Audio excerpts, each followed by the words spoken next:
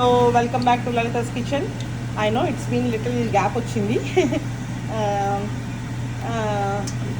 Just going through couple of most important things in my life. దానివల్ల నేను చేయలేకపోయాను. But again ఈరోజు నేను వచ్చింది పొంగనాలు. పొంగనాలు ఎలా అంటే ఇప్పుడు మీరు దోసపిండితో వేసుకుంటారు కదా, ఆ పొంగనాలు కాదు. మేము అరిసెల్ ప్రాసెస్సే చేస్తామన్నమాట. స్వీట్ పొంగడాలు అంటాం మేము. ఇది మస్ట్ ఫుడ్. మాకు ఉగాది ముందు వచ్చే అమావాస్యకి అమ్మవారికి పెట్టే ప్రసాదం అనమాట.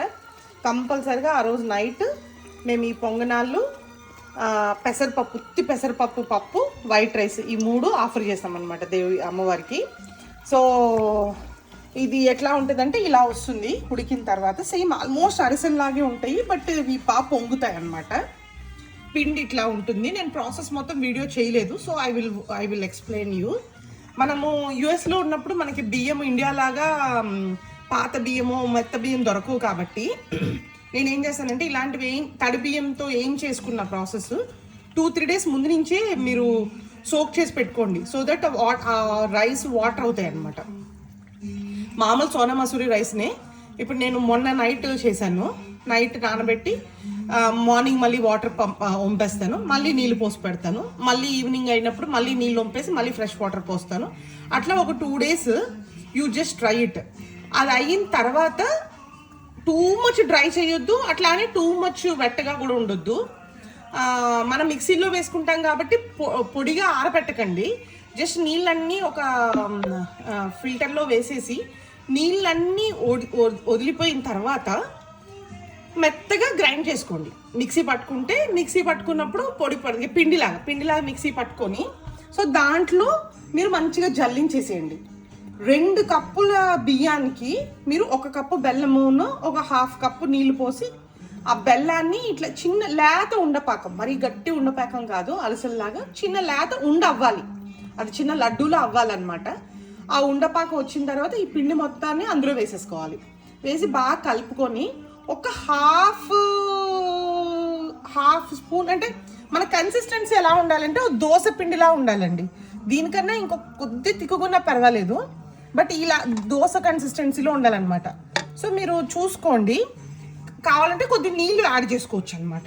ఓకే, మళ్ళీ చల్ల నీళ్ళు యాడ్ చేసుకుని కన్సిస్టెన్సీ ఎంత చల్లగా అయితే అంత బాగా వస్తాయి. ఓకే, వేడివేడిగా వేసేయొద్దు. చేసేసి ఒక అరగంట పక్కన పెట్టుకొని అప్పుడు నూనె వేడి చేసుకుని నెమ్మదిగా ఒకటి డ్రాప్ చేయాలి. ఎక్కువ ఒక పెనంలో 2-3 పొంగనాలు అవ్వవు. సో చిన్న పెనం తీసుకొని మంచిగా ఇప్పుడు ఇట్లా చూస్తే మీరు దీన్ని ఇట్లా అంతే అలా వేసేసి వదిలేయడమే.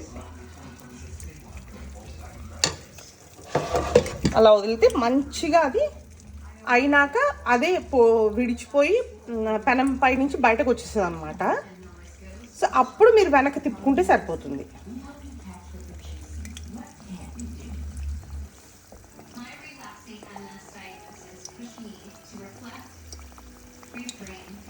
చూపిస్తే ఎలా వస్తుందో.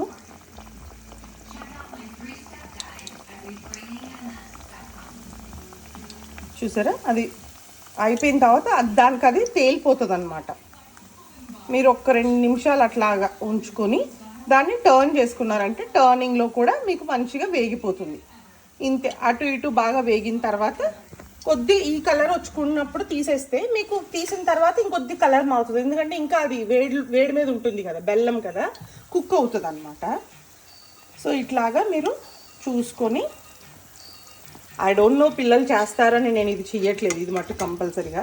ఇది నేను ఎన్నో సంవత్సరాలండి, ఇప్పటికి నేను 20 years యూఎస్లో ఉన్నాను, 15-18 years ఉన్నాను. ప్రతి ఉగాదికి చేస్తానండి. ఇంకా ఆవిడ బ్లెస్సింగ్లా ఫీల్ అవుతా అంతే. ఆ ఇయర్ నాకు పొంగనాలు బాగా వచ్చినాయి అంటే ఐ ఫీల్ లైక్ మా నూకాలమ్మ బ్లెస్ చేసింది నన్ను అని ఫీల్ అవుతాను అనమాట. ఎప్పుడూ చేస్తాను, కంపల్సరీగా ట్రై చేస్తాను. అది ఫెయిల్ అయినా సక్సెస్ అయినా ఐ నెవర్ గివ్ అప్. ఇంకా ఆవిడ దయ అనుకుంటాను నేను. ఇంకా ఇంతేనండి. ఇలా చేసుకుంటే మీకు మంచిగా ఇదొక ప్రసాదం ఐటమ్ కాబట్టి any ప్రసాదమ్స్ I feel like they are there blessings. వాళ్ళు ఎక్స్పెక్ట్ చేసి మన దగ్గర చేయించుకుంటారు అనుకుంటాను. ఇన్ కేస్ మా పిల్లలే ఇది చేస్తే నా అంత అదృష్టవంతరాలు ఇంకెవరు లేరు. But hopefully they will do it at least one day, one time అన్న వాళ్ళు చేస్తారని కోరుకుంటున్నాను. Thanks for watching.